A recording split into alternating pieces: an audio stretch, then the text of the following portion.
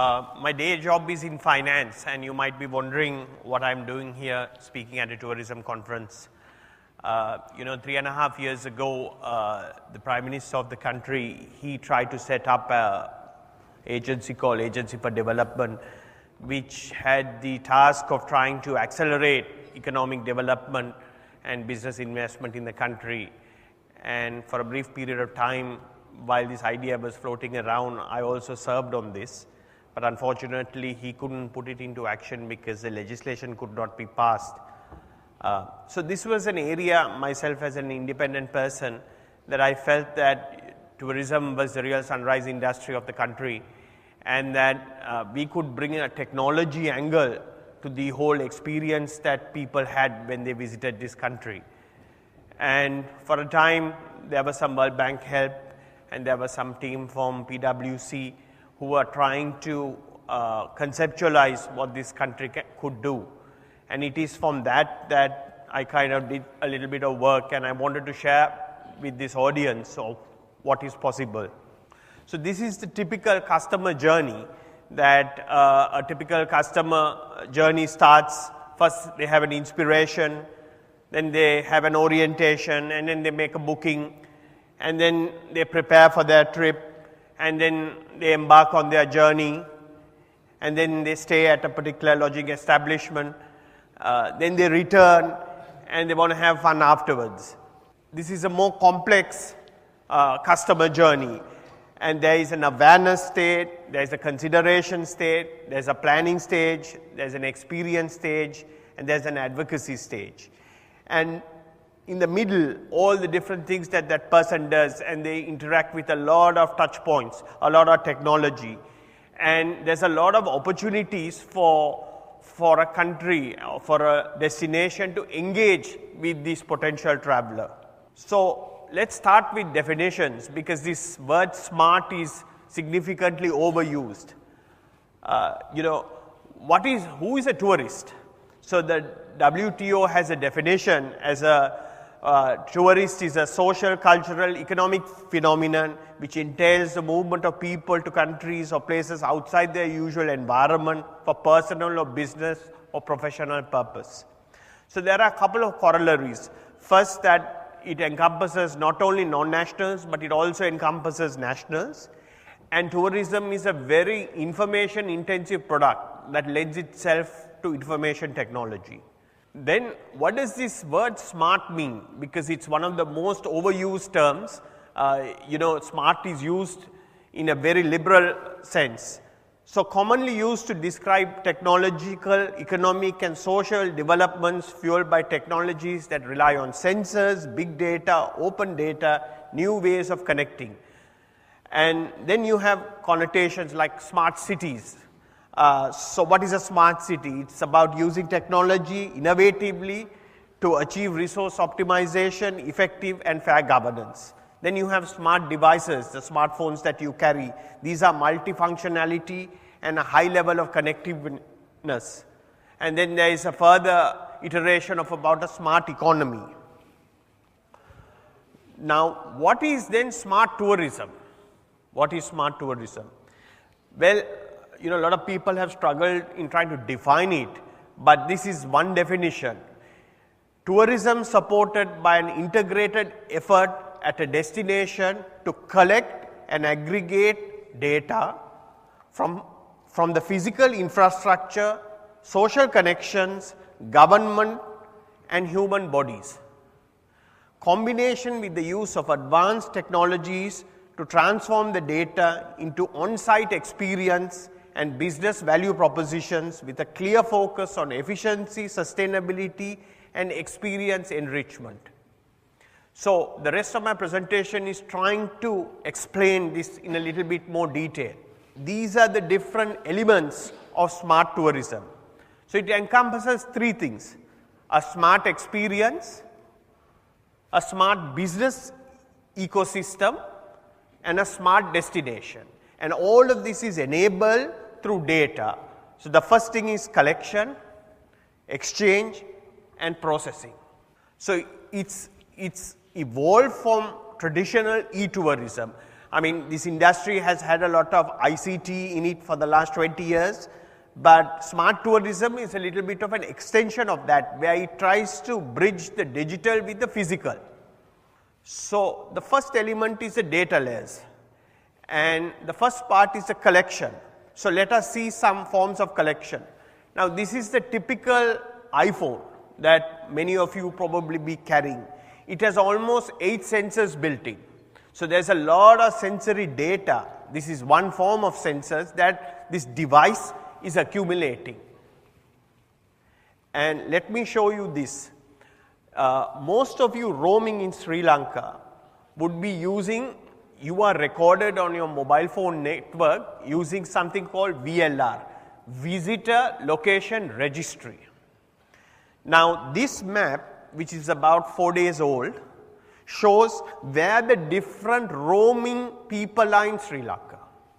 Okay? So, the mobile phone company, for example, this entire room would have a high concentration of roamers, because your phone, if you haven't put a local SIM in it, would be registered with the closest tower. So, the mobile phone company can get a data dump of all the different people with roaming chips in them. Interestingly, these are the Indian roamers, and you can see that where they are concentrated, and a lot of them are concentrated in Colombo, less so on the coastal areas. And interestingly, in a place called Talamannar, which is the corner with India, there is a huge concentration. This is a comparison between Chinese, British and German roamers. And you can see that there is a lot of activity going on, and some of these people actually may be Sri Lankans with British or German chips, SIMs, who are returning to Sri Lanka, the category called visiting friends and family.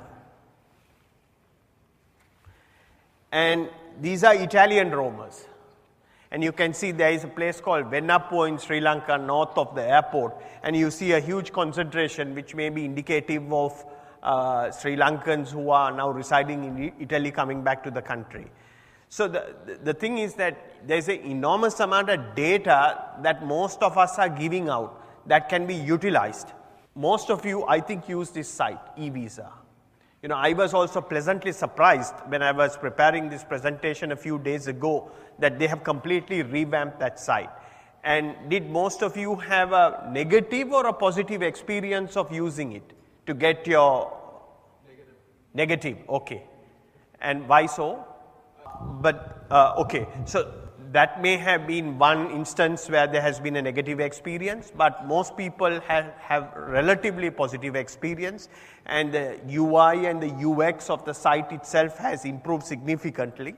So, there is a lot of information that at this point is collected. Then at the border, when you cross, the immigration has a machine readable passport, and the person's name, date of birth, gender, country of birth, nationality, passport details are all captured. So, and then all of you are probably having social media. So, you log into social media either using your mobile phone number or your email. Now, all these different sources of data can be connected together, and you can impose an intelligence on this data to better interact with visitors to the country. So, what is a smart destination? An innovative tourist destination built on infrastructure of state-of-the-art technology guaranteeing the sustainable development of tourist areas, accessible to everyone, which facilitates the visitor's interaction with the integration into his or her surrounding, increasing the quality of experience at the destination and improves residents' quality of life. So, many of you probably entered Sri Lanka yesterday or day before. Did you have to face this at the airport? The airport's capacity and what it is operating, it's operating at almost double the capacity it was designed for, and it doesn't look like in the near future that the new airport will come about. But you have these huge queues at the immigration. Perhaps we can try this. So, this is Singapore. A warm welcome to Changi Airport. Please take a few minutes to watch this video to learn about the immigration procedures at Changi Airport. Upon reaching the departure immigration hall, please have your passport and boarding pass ready. You may use the automated lanes for clearance if you have gone through the fingerprint checks successfully on arrival. Please slot your passport into the scanner with the biodata page facing down. When the gates open, please move towards the fingerprint scanner. Place your right thumb firmly on the scanner. Please note that departure endorsement will not be given on your passport if you use the automated lanes. When the gates open, immigration process is completed. You may exit the lane. Thank you, and we hope you have enjoyed your stay in Singapore. So that's Singapore. They're always way ahead of everybody else. But interestingly, that this was going to be implemented in Sri Lanka, but because of the political issues that we had a few months ago, the whole process has been delayed. But my understanding is that in the first half of the year, that they will implement smart gates, that Sri Lankans, when they return, they can go through the smart gates, and foreigners to the country, when they leave the country, can go through the smart gates. So one way in, you have to visit the immigration. This is your typical bike sharing, but how about introducing such a scheme in a place like Anuradhapura, which is a larger city which is spanned out over a larger geography, and typically people get into buses and move from site to site. But it's a very cyclable city, and that is something that can be trialed. So, what do you think this is?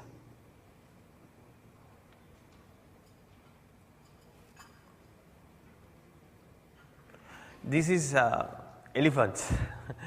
So the whole concept of sustainability, that you can see that if you go to some of these national parks, they are so overcrowded that there is no load management that is going on, and a potential technology solution is necessary because these poor animals are getting highly stressed. So the other piece of technology that a smart destination can have is the concept of an iBeacon. So what it means is that most iPhones, etc., the iBeacon technology is already built in, and it gets triggered by low energy Bluetooth. So for example, that if you come near proximity to the sensor, it signals the device that you are at that proximity and the ID of the transmitter. So you can come up with all kinds of novel experiences depending on that location, and I have some videos that will demonstrate that. So let's go on to some smart experiences. Hello. Are you ready to explore? Then put your phone in your pocket and let's go. Most people are looking at the stuff on the right, but we're headed left. I'm going to take you where the tourists don't go. Today, we won't be shackled to a tour group. We'll be on your schedule, at your pace. Our eyes won't be glued to guidebooks or gadgets. Just keep your eyes open and follow my lead. We'll walk down back alleys and push through secret passageways to where the real heart of this city beats. You'll get to walk in someone else's shoes, like a fisherman who's been coming here every day since before you were born. When I first came down here, some old Italian guys took me under their wing. They showed me how to fish. They saved my life at least once. Bring friends if you want. We'll listen together. I'll point out wonder in the seemingly mundane. We'll peel back layers of history, as if the walls could talk. I'll take you inside strange and magical places, and tell you the backstories that bring them to life. Whether you're a visitor, or you've lived here your whole life, I'll show you the needle in the haystack you might not otherwise find. You'll have plenty of time to explore along the way, and wherever you go, I'll be here to guide you. Introducing Detour. Stories that take you places.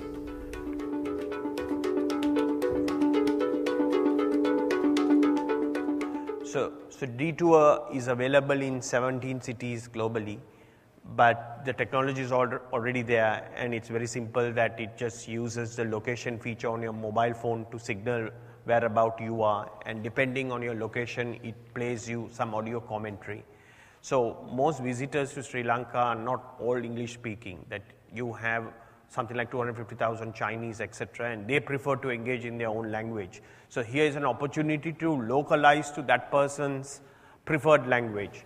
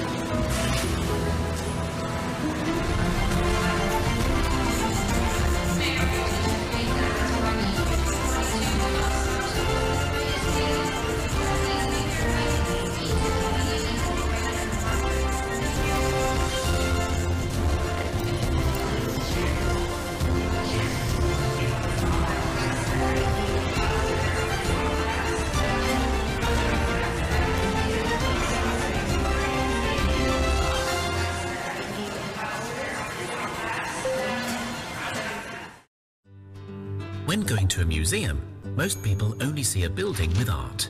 However, museums are far more than that. The Rubens House is a shining example, as the epicenter of expertise on the famous painter.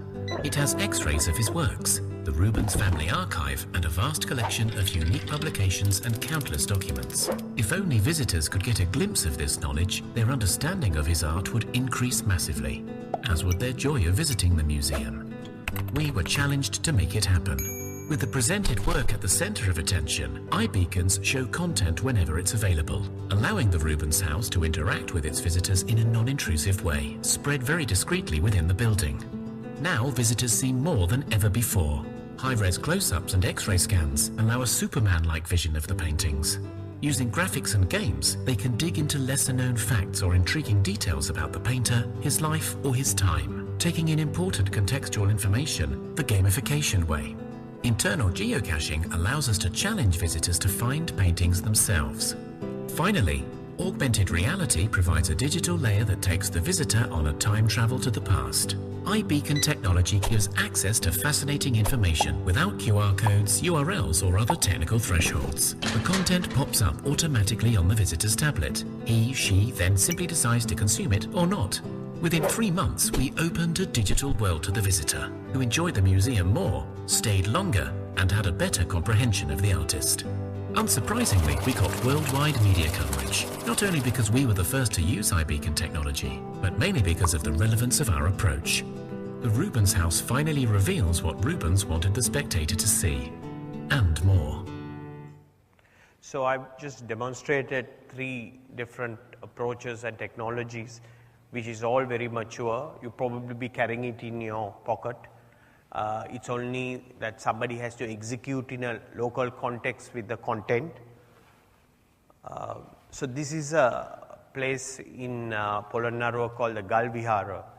And if you go, the archaeology department just has a simple board and people stare at it, and you might have a guide who tries to explain a few things, but he's no expert on the subject. But using these technologies, the experience of seeing this, there's a lot of information and history behind it. And incidentally, when it was originally built, it was painted in gold.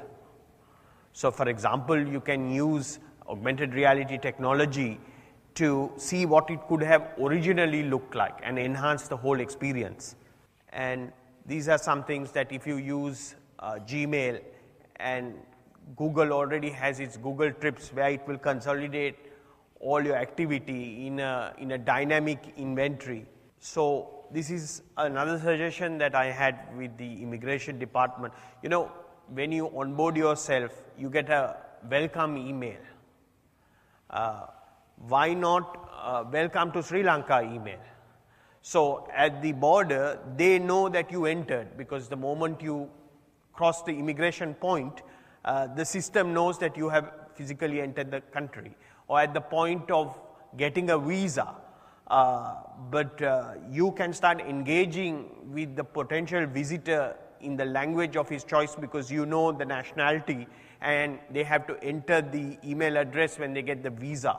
So all this information is lying on a database, and the question is that how do you get the public infrastructure and the private people all talking together on one platform? You know, they survey tourists leaving the country, and they survey about 5,500 people who exit.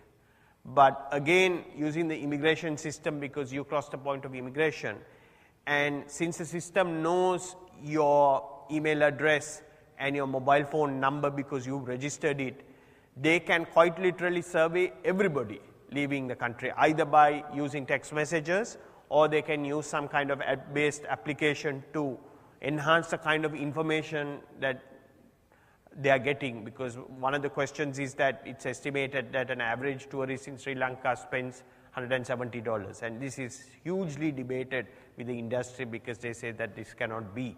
But there can be a lot more information-rich and analytics environment. So how can it be done in Sri Lanka? Is it a question that there is not enough money? Just as a fact that there is a tourist development fund, they have about $10 million sitting there. And this is collected by taking 1% of the revenue of any establishment that is registered with the Ceylon Tourist Board, or on embarkation tax, that every flight that leaves the country you have to pay $30. Is it a question of technology? Most of these technology is fairly mature. And is it a question of competence? You know, there are plenty of people who are willing to come here to try to execute, because we will be a pioneer in this area. But unfortunately, it's a lack of a vision, it's a lack of a political leadership and a will to do it. But nevertheless, for me, I will personally keep pushing this agenda, because I think that this is some area that Sri Lanka can pioneer and show the world of a great place to trial this. Thank you.